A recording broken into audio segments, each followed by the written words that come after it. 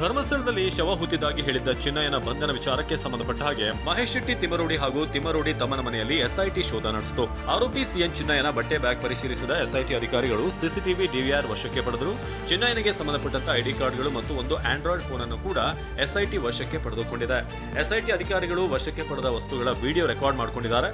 ಅಲ್ಲದೆ ಚಿನ್ನಯ್ಯಗೆ ಹಲವು ವಿಚಾರಗಳ ಬಗ್ಗೆ ಪ್ರಶ್ನಿಸಿ ಉತ್ತರ ರೆಕಾರ್ಡ್ ಮಾಡಿಕೊಂಡಿದ್ದಾರೆ.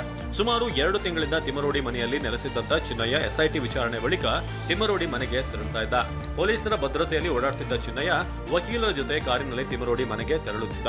ಇನ್ನು ಚಿನ್ನಯ್ಯ ಗುರುತಿಸಿದ್ದಂತ ಸ್ಥಳದಲ್ಲಿ ಕಳೆಬರ ಸಿಗದಿದ್ದರಿಂದ ಚಿನ್ನಯ್ಯ ಹೋರಾಟಗಾರರ ಗುಂಪಿನ ನಡುವೆ ವಾಗ್ವಾದ ನಡೆದಿತ್ತು ಎನ್ನಲಾಗಿದೆ. ಈ ಗಲಾಟೆ ಪರಸ್ಪರ ಕೈಕೈ ಮಿಲಾಯಿಸುವ ಹಂತಕ್ಕೂ ಕೂಡ ತಲುಪಿತ್ತು ಎನ್ನಲಾಗಿದೆ. ಧರ್ಮಸ್ಥಳದಲ್ಲಿ ಶವಗಳನ್ನ ಹೂತಿದ್ದಾಗಿ ಹೇಳಿದ್ದ ಚಿನ್ನಯ್ಯನನ್ನ ಎಸ್ಐಟಿ ಕಚೇರಿಗೆ ಕರೆದುಕೊಂಡು ಬರ್ತಿದ್ದ ಕಾರ್ನ ಬಗ್ಗೆ ಎಸ್ಐಟಿ ಅಧಿಕಾರಿಗಳು ತನಿಖೆ ನಡೆಸುತ್ತಿದ್ದಾರೆ. ಚಿನ್ನಯ್ಯ ಪ್ರತಿನಿತ್ಯ K19 MP 8545 ನಂಬರ್ನ ಕಿಯಾ ಕಾರ್ನಲ್ಲಿ ಎಸ್ಐಟಿ ಕಚೇರಿಗೆ ಬರ್ತಿದ್ದ. ಇನ್ನು ಎಸ್ಐಟಿ ವಿಚಾರಣೆ ವೇಳೆ ಆರೋಪಿ ಚಿನ್ನಯ್ಯ ಮಹೇಶ್ ಶೆಟ್ಟಿ ತಿಮರೋಡಿ, ಗಿರೀಶ್ ಮಟ್ಟಣ್ಣನವರ್ ಹಾಗೂ ಜಯಂತ್ ಟಿ ಹೆಸರು ಹೇಳಿದ್ದಾನೆ ಎನ್ನಲಾಗಿದೆ. ಈ ಹಿನ್ನೆಲೆ ಮೂವರಿಗೆ ಎಸ್ಐಟಿ ನೋಟಿಸ್ ನೀಡಿ ವಿಚಾರಣೆ ನಡೆಸುವ ಸಾಧ್ಯತೆ ಇದೆ. ಇನ್ನು ಚಿನ್ನಯ್ಯನ ಹಿಂದಿರುವ ಗ್ಯಾಂಗ್ ಓರ್ವ ಪ್ರಖ್ಯಾತ ಸ್ವಾಮೀಜಿಯನ್ನ ಭೇಟಿಯಾಗಿತ್ತು ಎನ್ನಲಾಗಿದೆ. ಚಿನ್ನಯ್ಯ ತಲೆಬುರುಡೆ ಸಮೇತ ಬಂದ 100 ಶವ ಹೂತು ಹಾಕಿದ್ದಾನೆ. ಭೂಮಿ ಅಗೆದು ನೋಡಿದ್ರೆ ಮೂಳೆಗಳ ರಾಶಿ ಸಿಗುತ್ತೆ ಅಂತ ಮಾಸ್ಮ್ಯಾನ್ ಚಿನ್ನಯ್ಯ ದೂರು ನೀಡಿದ್ದ. ಮೊದಲ ಗಾಡಿಗಳಿಗೆ FSL ಮೂಲಕ ಸ್ಫೋಟಕ ಮಾಹಿತಿ ಸಿಕ್ಕಿದೆ. ಚಿನ್ನಯ್ಯ ತಂದಿದ್ದ ಬುರುಡೆ 25 ರಿಂದ 30 ವರ್ಷದ ಒಳಗಿನ ಪುರುಷನದ್ದು ಅಂತ FSL ಪ್ರಾಥಮಿಕ ವರದಿಯಲ್ಲಿ ಗೊತ್ತಾಗಿದೆ.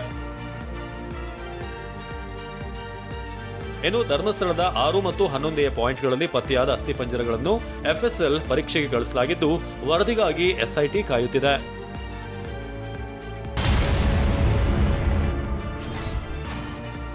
ನನಗೆ ಅನನ್ಯ ಭಟ್ ಹೆಸರಿನ ಮಗಳಿದ್ಲು.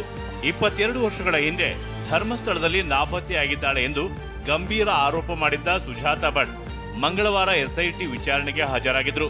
ಬೆಳ್ತಂಗಡಿ ಎಸ್ಐಟಿ ಠಾಣೆಯಲ್ಲಿ PSI ಗುಣಪಾಲ್ ಸುಜಾತರನ್ನ ವಿಚಾರಣೆ ನಡೆಸಿದ್ದು ಮಾಹಿತಿ ಪಡೆದುಕೊಂಡಿದ್ದಾರೆ. ಉಡುಪಿ ಜಿಲ್ಲೆಯ ಪರಿಕದಲ್ಲಿರುವ ತಮ್ಮ ಕುಟುಂಬದ ಭೂಮಿ ಕಬಳಿಸಿದ್ದಾರೆ ಅಂತ ಸುಜಾತಾ ಭಟ್ ಆರೋಪಿಸಿದ್ರು. ಈ ಬಗ್ಗೆ ನಗರಸಭೆ ಮಾಜಿ ಸದಸ್ಯ ಮಹೇಶ್ ಸ್ಪಷ್ಟನೆ ನೀಡಿದ್ದು ಜಮೀನಿನಲ್ಲಿ ಪಾಲು ಕೇಳುವ ಅಧಿಕಾರ ಸುಜಾತಾ ಭಟ್ಗೆ ಇಲ್ಲ ಎಂದಿದ್ದಾರೆ. ಸುಜಾತಾ ಭಟ್ಟಿಗೆ ಮತ್ತು ಈ ಜಾಗಕ್ಕೆ ಸಂಬಂಧ ಇಲ್ಲ. ಸುಜಾತಾ ಭಟ್ ಸದನದಲ್ಲಿ RSS ಗೀತೆ ಹಾಡಿದ್ದಕ್ಕೆ DCM DK ಶಿವಕುಮಾರ್ ಕ್ಷಮೆ ಯಾಚಿಸಿದ್ದಾರೆ. ಕಾಂಗ್ರೆಸ್ ನಾಯಕ BK ಹರಿಪ್ರಸಾದ್ ಕ್ಷಮೆಯಾಚನೆಗೆ ಆಗ್ರಹಿಸಿದ ಬೆನ್ನಲ್ಲೇ DK ಕ್ಷಮೆ ಯಾಚಿಸಿದ್ದಾರೆ. For all the congressmen who are people of any friend, there are many political party friends of India Alliance. They may be hurt, they may love me. I still feel that I have done a mistake which I have not done, but still I am ready to apologize. Seek your guidance. RSS Gita ಹಾಡಿದ್ದಕ್ಕೆ DCM DK Shivakumar ಕ್ಷಮೆ ಕೇಳಿದ ವಿಚಾರಕ್ಕೆ BK Hariprasad DKಶಿ ಅವರಿಗೆ ಮಾಡಿದ್ದು ತಪ್ಪು ಅನಿಸಿದ್ರೆ ಬಹಳ ಸಂತೋಷ ಎಂದಿದ್ದಾರೆ. ಅವ್ರಿಗೆ ಅನಿಸಿದ್ರೆ ಆಗಿರೋ ತಪ್ಪು ಅಂತೇಳಿ ಬಹಳ ಸಂತೋಷ. As a Congress man has accepted it. ಅದು